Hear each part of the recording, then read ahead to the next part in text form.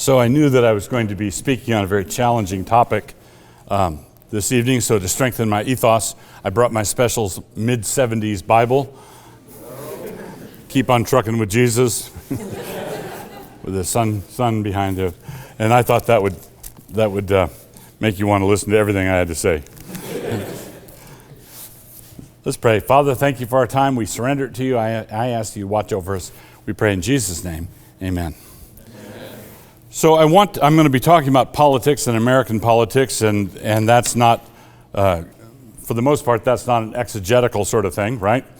But the principles that the Bible teaches do apply. And so what I want to do is give the baseline biblical principle for Christians to think through this challenging time we're in. Then I'd like to talk a little bit about the practical state of things, where the election is, and then how you can best prepare yourself for what is likely to happen. So in Proverbs 20, verse 10, it says, divers weights, that's not scuba divers, but various weights and various measures, both of them are alike abomination to the Lord. So divers weights and measures, various weights and measures, are what merchants use to cheat. So if they'll have a different set of weights and measures. So if you want to buy something from the butcher, and he wants to skin you, he puts one set of weights on the scale. If he doesn't want to do that, then he uses the honest set of weights, or puts a thumb on the scale. And not to pick on butchers, because this happens in every vocation known to man.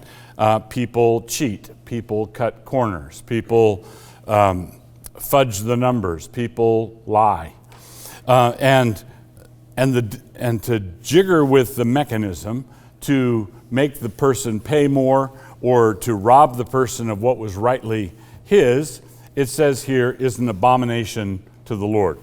Now, I'm saying this without going into any analysis yet of who is cheating whom, right? In other words, we should establish this principle without regard to who is going to wind up inaugurated on January 20th as the next president. Is it going to be Donald Trump, or is it going to be Joe Biden? So we don't know that, and we should keep that out of our thinking entirely as we're contemplating this. Do this as a thought experiment. You've got a button in front of you, and if you push that button, you will guarantee an honest election. All the votes will be counted honestly. There will be nothing under the table. Either the allegations of dishonesty were all false, and it was an honest election already, and that's what you got, or it was a dishonest election, and you hit your button and you fixed it. Now, you have to hit that button, as if you're a thinking Christian, you have to hit that button not knowing who's going to win as a result. Right? You have to say, if someone said, well, your guy's going to lose. If you hit that button, your guy's going to lose. If you go along with it, if you succumb to that temptation and you refuse to hit the honest election button because you want your guy to win more than you want an honest election, that means what you're doing, the way you're thinking, is abominable to the Lord. God hates that kind of thing. All right. So the thing that we have to resolve is to make sure that we define for ourselves the fact that a dishonest election is not defined as one in which my guy lost. So if my guy lost, there must have been cheating, then that is simply a way of getting your thumb on the scale beforehand. All right? And this begins very early. You drop a fly ball in Little League, and the grass was wet, and the bee distracted me, and the sun was in my eyes. When you're making excuses like that, what happens is you start making excuses throughout all of life. So if something bad goes wrong, then my guy lost because the other side cheated. Now, here's that's the principle. Honest Christians should be committed to process first. Because if we don't have an honest process, if we don't count the votes honestly, if we don't insist on honesty in elections, if that's not our standard, then what we are is partisans as opposed to citizens. We want as Christians to be Christian citizens as opposed to Christian partisans. If you're a partisan first, you want the Republicans to win, and if America wins too, that'd be great. But you want the Republicans to win. That's partisanship. If you're a citizen, if you're a Christian citizen, you want the country, the nation as a whole, to be blessed. And the nation as a whole is going to be blessed if we have integrity in our decision-making processes. So that's the baseline biblical principle. That's the fundamental principle. You should care more about honesty and integrity in elections than you care about your preferred candidate winning.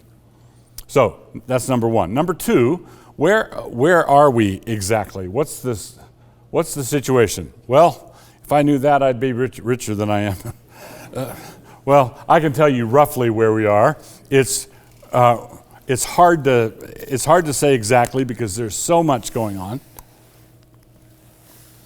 But there are certain swing states, certain states that could go either way, where the election was close enough where it could go either way depending on how the votes are counted or recounted or discounted, right? Those states are Nevada, Arizona, Wisconsin, Michigan, Pennsylvania, and Georgia. Now, depending on how this goes, basically, if currently, according to the popular accounting, what the networks report, Biden has won enough states to put him over 270 votes in the Electoral College, meaning that he would be elected by the Electoral College when they meet. So, for those of you who didn't have civics growing up, here's a rudimentary lesson. The Electoral College means that the system of the Electoral College means that we vote for the president by state. We vote for the president by state, and the states have a certain amount of electoral votes based on their population. So the popular vote across all 50 states doesn't determine who is the president. So Hillary Clinton beat Donald Trump in the last election by several million votes in the popular election, but because Trump won certain key states, he won the Electoral College. So if Hillary Clinton wins California, which any Democrat's going to win anyway, it doesn't matter if she wins it by 10 million votes or 10 votes, right? She gets the same number of electors from California, even if her margin is really, really wide. Okay, so you could have someone barely carry all the red states and someone conduct a blowout in all the blue states, meaning that the popular vote would go to the loser. Okay, so that's the Electoral College system. Where we are is if any of the current challenges, if the lawsuits are successful, and depending on which states this happens to, but I think it's about 2 or 3 of those states that I listed, if those votes are reversed or discounted or set aside, then Biden drops below 270 votes. That means that neither Biden nor Trump have enough votes in the Electoral College to be elected president. The U.S. Constitution anticipates the possibility of that happening, and I think it's actually happened once before. And when that happens, when nobody gets enough electoral votes, the election is thrown into the House of Representatives in Congress. But the House of Representatives they don't count the votes in the House the way they normally do In the Senate, we vote by state. There's 2 senators from every state. In the House, it's direct, it's sort of population-based. But what would happen if the election is thrown into the House, they would vote more like the Senate does. They would vote by state, basically. And that would mean if the Republicans stuck together, if it goes into the House, then Donald Trump would be elected. Okay? Now, the lawsuits or the challenges fall into different categories. One category is a process challenge. Another category is a cheating challenge. And then the third one would be a cheating challenge / pig's breakfast. Okay, so walk through these. A process challenge would be this. The Secretary of State in Pennsylvania arbitrarily extended the number of days past the election that absentee or mail-in ballots could be collected. That is being challenged in a court of law. The allegation is that it was illegal to do that. It was not constitutional, didn't have the authority to do it. And so consequently, if that suit is won, then all the ballots that were gathered after that point in time would be discounted. Okay? So that's not an allegation of cheating in the dead of night. That's an allegation that someone exercised authority they didn't have. And so and that's what happened in Pennsylvania. And if that challenge is upheld, and let's say it goes up to the Supreme Court, and the Supreme Court decides, yeah, that's right, you don't get to do that, then Pennsylvania or let's say it could go Pennsylvania, or it could go the Philadelphia area, different things could happen, then that would take away from Biden's electoral vote total. Or you could say they cheated a bunch in the dead of night. These voting machines were hooked up to the internet, and they just dumped a bunch of votes in the dead of night. That would be if you can identify what votes, let's say they do a forensic recount. There's a difference between a recount and a forensic recount. A recount is when they, on election night, they bundle up votes, and then they have these bundles of votes, of ballots, and on the outside they'll say Biden this many, Trump this many. And when they do a recount, they just count the bundles. A forensic recount means you unpack the bundles, and you have to get a court order to be able to do that, and you go through the votes one by one. That's a forensic recount. So let's say they have oh look, they cheated, and we can identify that there was a massive ballot dump in the dead of night. There were 200,000 ballots that were dumped. We know what pallet those votes are on, and it goes to court, and they discount those ballots. So what they do is they discount those ballots, and then they just do the math again, and who won this time, right? But the third, the pig's breakfast situation, is where everything is so jumbled up that you can't unscramble the egg. All right, so they counted the ballots and then threw them away, or they mixed them all up, or they lost them, or there's no way to undo or retrace everybody's steps. It's just a pig's breakfast, and they know that there was cheating, but they don't know to what extent. What could happen there is you just say, okay, Philadelphia, you don't get to vote. We're just gonna disallow this whole thing, and that could have the effect of dropping, together with a few other states, of dropping the vote tally below 270. Okay, that's where we are now. How are Christians to think about this? And remember what I said, the first principle was you want to think about it honestly. Nobody can think about it objectively, really, but because nobody is standing on a balcony in the sky looking down on earth with no vested interest. You've got interests and you've got wishes and desires. You want it to go one way or the other. So nobody's objective in that sense, but you can be honest, right?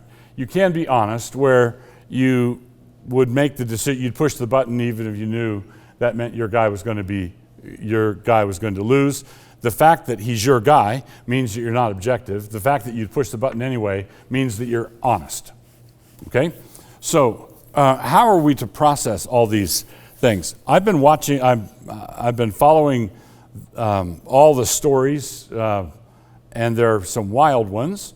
I've been following all the stories fairly closely, and I'm going to divide supporters of Biden and Trump up into 4 categories, not 2.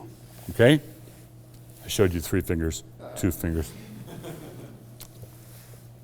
So, in 4 categories, there are the Biden supporting partisans and the Biden supporting citizens, the Trump supporting partisans, and the Trump supporting citizens. With me? Now, we don't have to go into what percentage of each group how many, we're not saying 50-50 or 90-10 or anything. There's these 4 categories. There are Biden supporters who believe that it was an honest election. They would push the honest election button. They would say, I want an honest election. And their perception of this is that Donald Trump is a sore loser, and he's just challenging it because he lost. And as someone who has been watching this fairly closely, I have to say that Trump does have that in him. Right? He has that capacity, shall we say. And I say that because if you remember the night of the Iowa caucus, when Trump was running against the other Republicans, Trump lost the Iowa caucus, and he lost it to Ted Cruz. And part of the reason alleged was that Ben Carson was talking about dropping out of the race, and some of the Cruz people repeated that the night of the voting, and some people argued it might have had an effect on the voting, but Carson hadn't dropped out yet, and it was one of those election night things. Well, Donald Trump took it with an ill grace and said that Ted Cruz stole the election in Iowa, and he demanded a recount or a redo, or So he does have that in him. Trump does have the capacity to say it was cheating because I lost. So, a Biden supporter, an honest election Biden supporter who looks at that has grounds for thinking that might be one of the, he's just fighting and appealing and suing and doing all this stuff because he's a sore loser. Well, that, even if you don't believe that that's what's going on, it's a plausible hypothesis. Okay, it's a plausible hypothesis. You're not crazy. You're not crazy for thinking that. Now, but having said that, if Donald Trump is the sort of person who would challenge and want to redo just because he lost, what do you think someone like Donald Trump would do if there was actual flagrant cheating against him? He would burn the world down. right?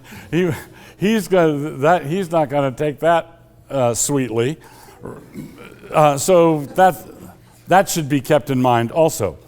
Then you've got the honest Trump supporters who would push the button, and I've seen a number of conservative folks who would much rather Trump win, who have been pointing out holes in some of the things alleged in these. Not every story that, believe this or not every story you read on the internet is true. Not everything that floats by you is the case. So, for example, in one of the early legal maneuvers in Michigan, the Trump team listed a bunch of townships that were where the registration of the number of people voting was way out of proportion to the number of people registered. The problem was that a bunch of these townships were in neighboring Minnesota, not Michigan. So you can, that's a blunder, and you can, in charity, say that there was a volunteer from Texas who came up, MI, MN, right next door to each other. It's all tundra and confusing. And so he just made a mistake. But that's a good example of something like that gets stated. All these Michigan townships, it was in Minnesota, not Michigan. But that was something I learned reading a conservative website that would have preferred that Biden lose, right? So there are people who are conservative, who are Trump supporters, who would rather tell the truth than lie to get Trump in. So you got honest Biden supporters, and I'm not approving of any of the Democratic policies being supported, but there are Democrats who believe that it was an honest election and they want it to be an honest election, and there are Trump supporters who are the same way. But then you've got the partisan Biden supporters and the partisan Trump supporters. And I do think there's a difference here, because as I've been watching this and watching it fairly closely, I think that the Biden supporters who are partisans would do anything to get Biden in there. And I believe that the Trump supporters who are partisans would believe anything. Okay, so Biden supporters would do anything, the Trump supporters would believe anything. If it helps my guy, I'm going to pass it on. I'm going to repeat it. Well, at some point, it becomes an Eighth Commandment issue, right?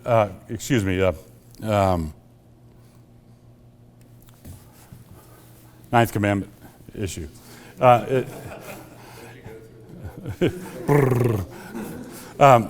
At some point, you're bearing at some point you're bearing false witness when you just pass on a story without verifying it. So, with that caveat, let me tell you a story I'm not passing on. I'm not published on this or written on it because I'm in the process of trying to verify it before I publicize it, right? So I'm telling you this, what I've read. I've not confirmed it yet. And I want to confirm it before I pass it on. So you're not helping me if you take this story and pass it on like it's gospel, because I don't know yet. But I've read today and yesterday that Dominion, the voting system, the people that make the voting system, are a company owned by a Swiss bank, and the Swiss bank has a quarter interest in the ownership, and the other 3/4 are owned by the government of China, okay, the Communist Party in China. Now, if that's the case, it's not a smoking gun, that's sort of a smoking howitzer. And you think, golly. So I'm about ready to go on the warpath just if they have voting machines that are capable of being hooked up to the internet. I think, don't you guys know about human nature at all? At all? So there's a problem there. But then if they are hooked up, and then if they're hooked up and their servers feeding votes in from all over the world, and China's doing this, then you've got this horrendous situation. But here's the problem. The problem is we have the state of political discourse in America has gotten to the point where it is so toxic that I don't see any political way out. If Biden is inaugurated in January, there'll be about 70 million people who believe that he stole the election. Okay? If Trump hangs on to office and he's sworn in a second time, there will be about 70 million people who believe that he stole the election. And there will be no talking about it. So if I believed, for example, that if I believed that that the election really was honest, and that there were instances of fraud, but no unusual levels of fraud, and that it didn't swing the election.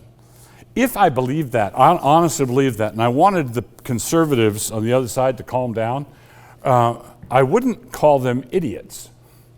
You're idiots for believing, because some of these stories look and smell really bad, right?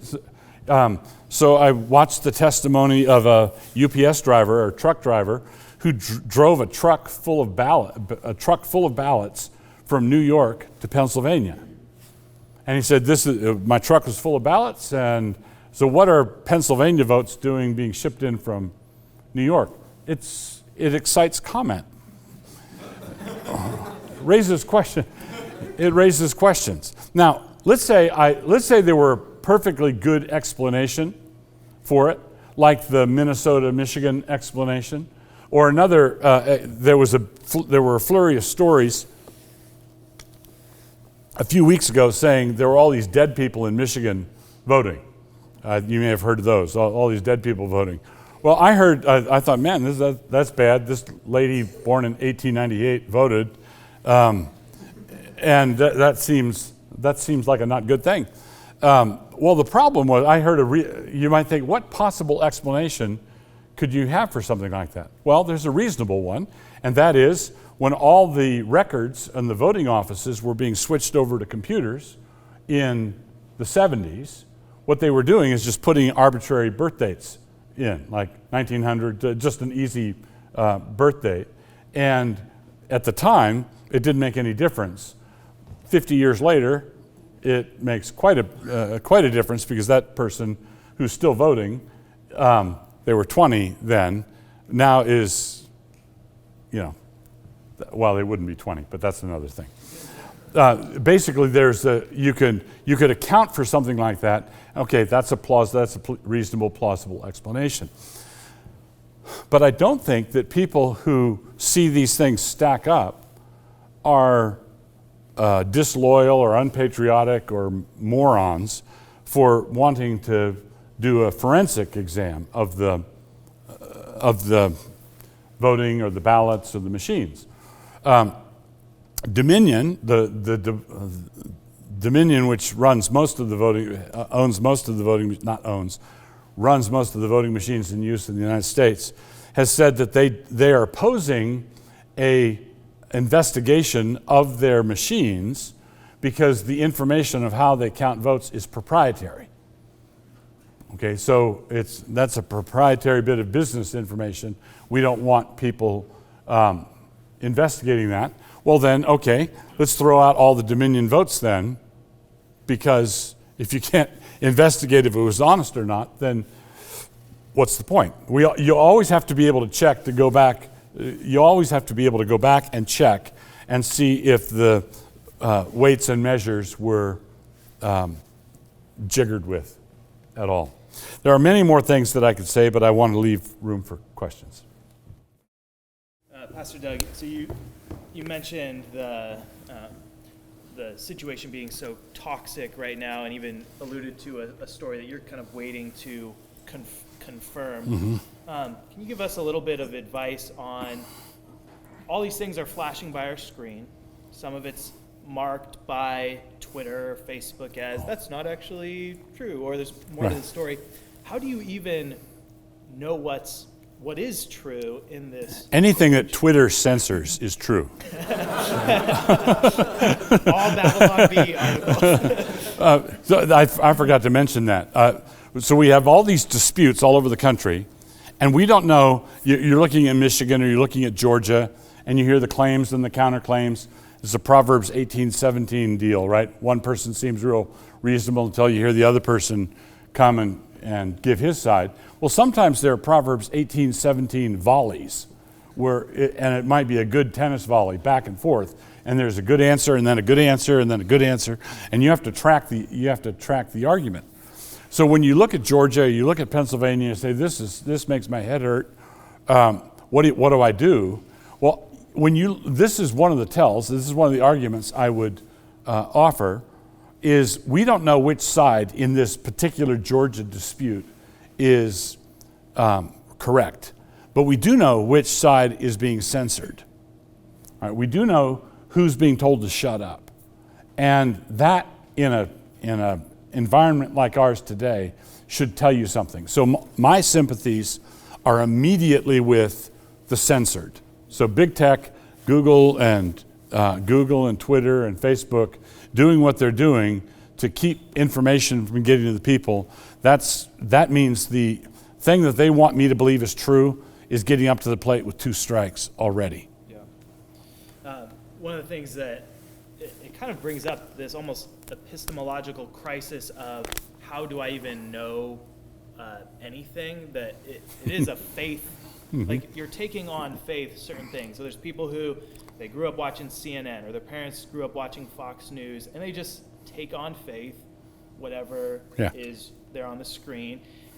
But it seems like, at least especially this next generation, they didn't grow up maybe watching those news shows. They're not loyal. They're not loyal, and they don't esteem them as trustworthy. Are there some places or things that Christians should be doing to recover or build a new trustworthiness when it comes to just delivering news? Yeah, I think we need Christian journalists and Christian writers and Christian analysts who are willing to tell the truth even if it hurts a cause that they care about. And that's how you establish your credibility. You write and you handle. So if you're going into a debate with someone, you should, if I'm going to debate an atheist, I should be able to state his position before going into the debate in a way that he would be willing to own and say, yes, that's right, that's what I think. So if I can state his position honestly, then I have the right to debate with him. But if I'm misrepresenting him from the get-go, if I'm successful, he loses credibility. But if someone's watching me closely, I'm losing credibility. So I really believe that we need, because once you're discredited, the election night blew a hole in the side of Fox News. I don't know if you've been following that at all, but Fox News has been sort of the champion of the moderate center-right voice. And that's what built Fox News into the juggernaut that it is. And then election night, they blew a hole in their credibility, not because they have occasional liberals on commenting, but because they called Arizona for Biden early in the evening and didn't call Texas for Trump until late. And it was like, what are you doing? What are you people doing? What are you doing? And a bunch of people just walked, they've called in, I've read they've called in a crisis management team to get their audience back because they broke faith with them. So when we're trying to be a Christian voice, don't break faith, tell the truth. Yeah. We'll get to questions in just a sec. You're king for a day, or let's say president for a day. It's always a fun exercise. And my joke is, what a glorious 3 days that would be. Yeah. In a kind of ideal situation, or maybe even just, actually, let me take that back, a not ideal situation. Let's just say the situation we're in right now. Who should vote? And how should those votes be cast and counted? Okay, so I'm in charge of suffrage. I'm in charge of... Yeah. You can say no women, only landowners, only people who make X amount of dollars, or everyone, kids too. Yeah, I would say that if in my ideal republic, I would say landowners, heads of household, landowners. And why? Because you don't want democracy to turn in, as a fellow once said, into 3 coyotes and a sheep voting on what to have for lunch. Because basically, if the voters have a stake in the nation that they're wanting to protect, then it's going to be stable. If you've push the vote down to 18. Some people, I think, want it to go younger, 16. What you're doing is you're franchising people who have nothing to lose, right? Nothing to lose. So you've got all these kids with, college students who are Bernie brothers. They want free college. They want free chocolate milk. They want, universal living wage. Yeah, but that's not how the world works. That's not how God made the world. So Winston Churchill once said, if you're not a liberal when you're 18, you're hard-hearted. You've got a hard heart. But if you're not conservative when you're 40, you've got a soft head, right? You need to learn how the world works. Yeah. And so I would only want Lydia in Philippi would be able to vote. She would be a head of household, landowner. So I'd want households to vote, not individual people. Okay. And could you just explain to this group of young people why it is that people tend to become more conservative as they get older? It's basically experience.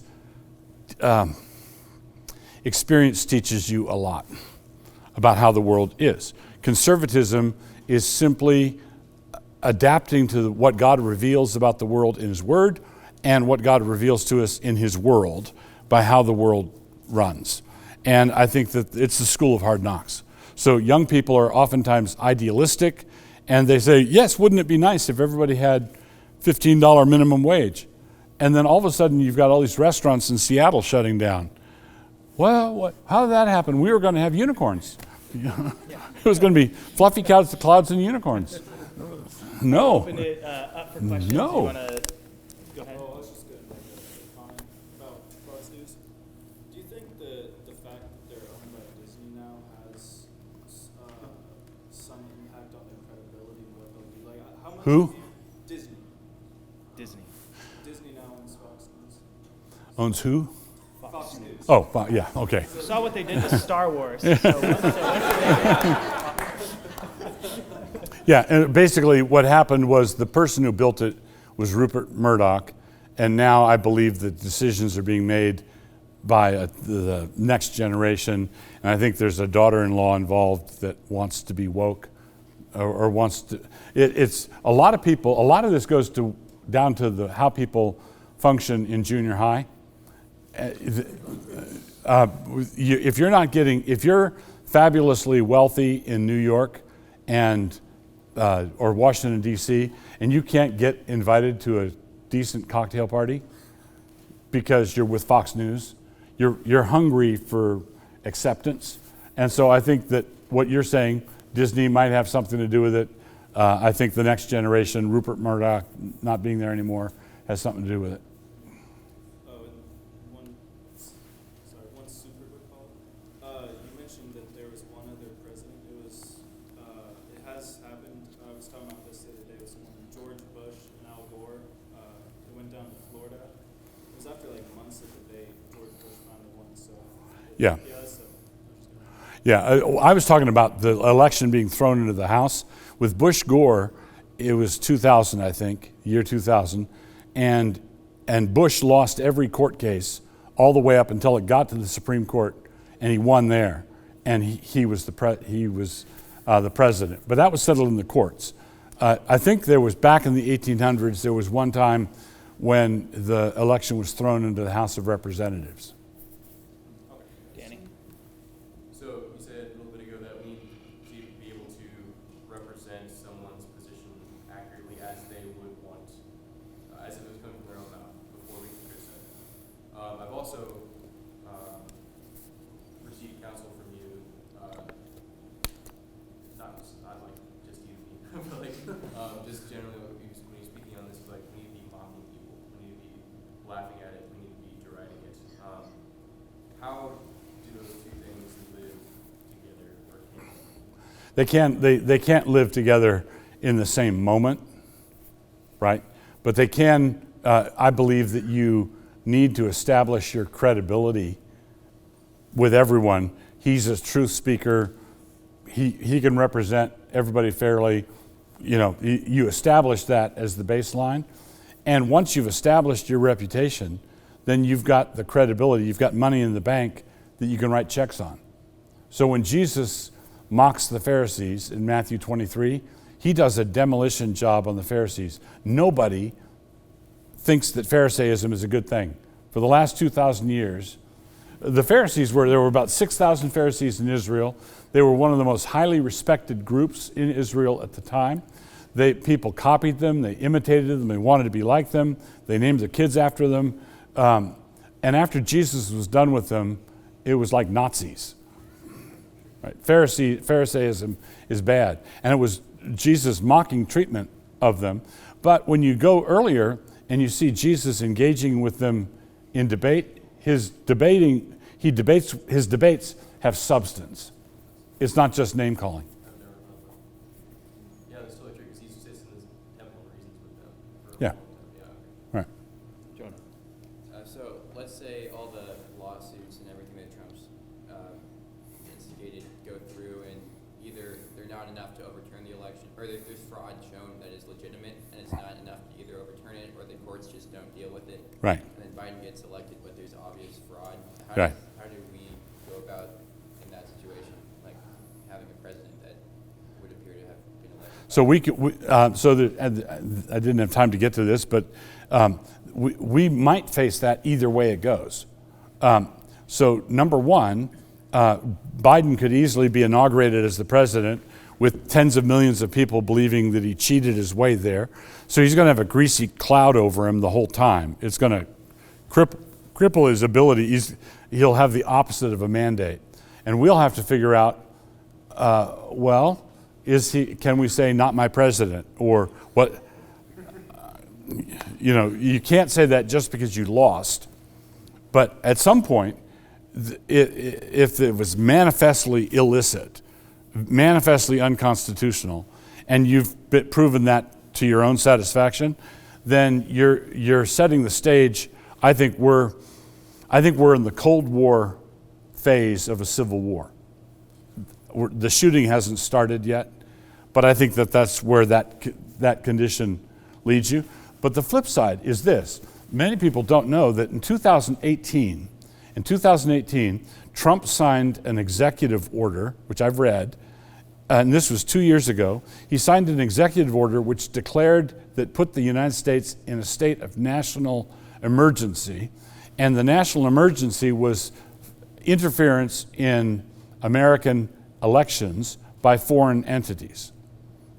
Okay, so 45 days after the election, which is coming up in mid-December, the Attorney General, the Secretary of State, the Secretary of Defense, and Homeland Security, I think, have to give a report to the President on whether there was such foreign interference, which if the Dominion China-owned story is true, so Trump has got us in a state of national emergency now.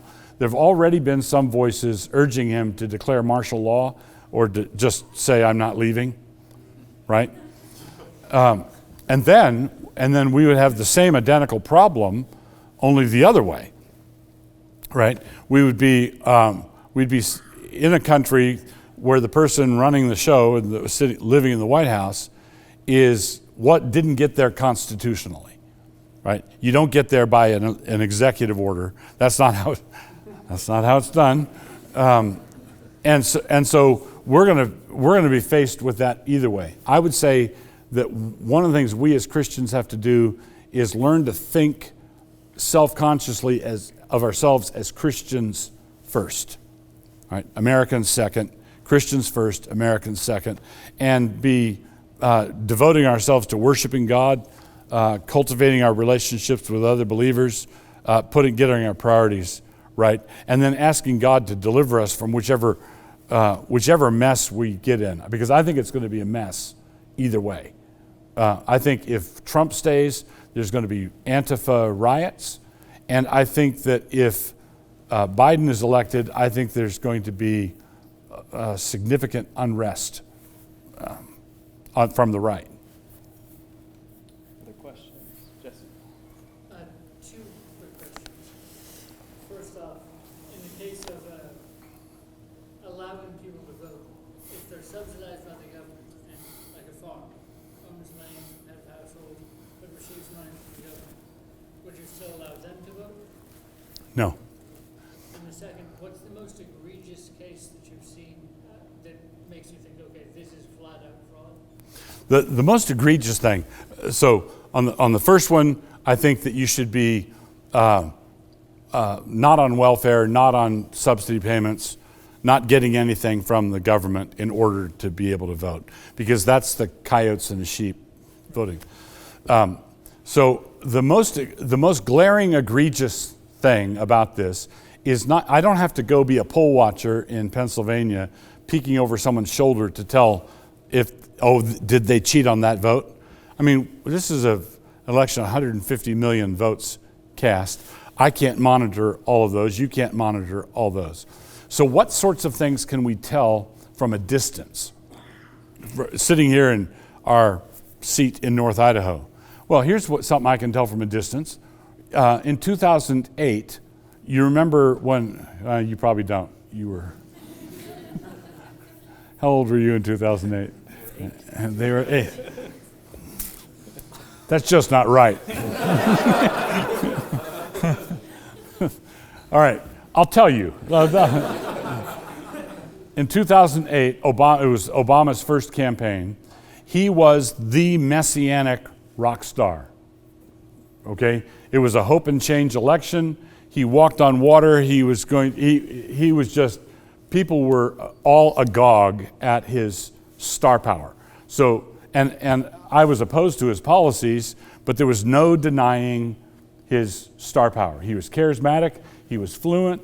He was quick on his feet. He was just, man. And he blew everybody away and won that election against McCain. He won the next one against Mitt Romney. Joe Biden ran a sleepwalkers campaign from his mom's basement, or maybe his own basement. He would stick his head out every few days. He would call a lid on campaign appearances. You never saw such a lackadaisical, anemic campaign in your life. It was, and they kept him off the trail because he's just a gaffe machine. And let's keep him away from the microphones. So he scarcely did anything. He campaigned exactly like someone who was told he didn't have to campaign. We've got it in the bag. And not campaigning at all. You remember, and Trump was flying around the country, filling up stadiums, and I'm just saying this as a sociological observer. There was energy, there was mojo, there was enthusiasm, high levels of enthusiasm with Trump all over the country. And Biden peeks out every few days. Is it over yet? Is it over yet? And then Biden, doing it that way, outperformed Obama's 2008 performance by 10 million votes. All right, so he cleared 80 million votes, 10 million higher than Obama did at the apex of his messianic career, right? And I'm sorry, it just is not possible. It's just not possible. I think that's a really great take on it. Would you think a reasonable response would be people just really hate Trump, and so they came out of the woodworks, everyone got together so they could get him out? That is the comeback. Yeah, it wasn't a pro-Biden vote. It was an anti-Trump. It was anti-Trump energy, but that doesn't add up because Trump got more black votes than any Republican since 1960. He made major gains among Hispanic voters. In other words, all the groups that would be supposed to be hating on him the most, he did better than any other Republican has done in recent history. There were 19 bellwether counties, and there are people in political science departments who come up with these things. There are thousands of counties in the United States, but there are about 19 counties that have voted for the winner for the last half century. Okay? So every time a president wins, those 19 counties, voted for the winner. They're called bellwether counties. This time, Trump carried 18 of the 19. Okay, things like that. And you say, hey, so you don't have to get, basically, my argument is let the people on the ground get into the weeds and challenge this or that. You should analyze it with a Christian worldview from a distance and say, what sorts of things can I look at from a distance that can tell me what's going on? And so I do believe that Biden forces stole the election. I do believe that it was a fraudulent election. But I also believe that Trump is a flawed character and likely would have accused them of cheating even if they hadn't. But I also believe that he was ready for them, and I'm keeping my eye on that executive order because I'm worried about it both ways. I'm worried about a Biden presidency, and I'm worried about a Trump presidency because I don't think Christians are ready for the challenges that are going to be thrown at us in the next turbulent 4 years. All right, well, why don't we thank Pastor Doug for joining us.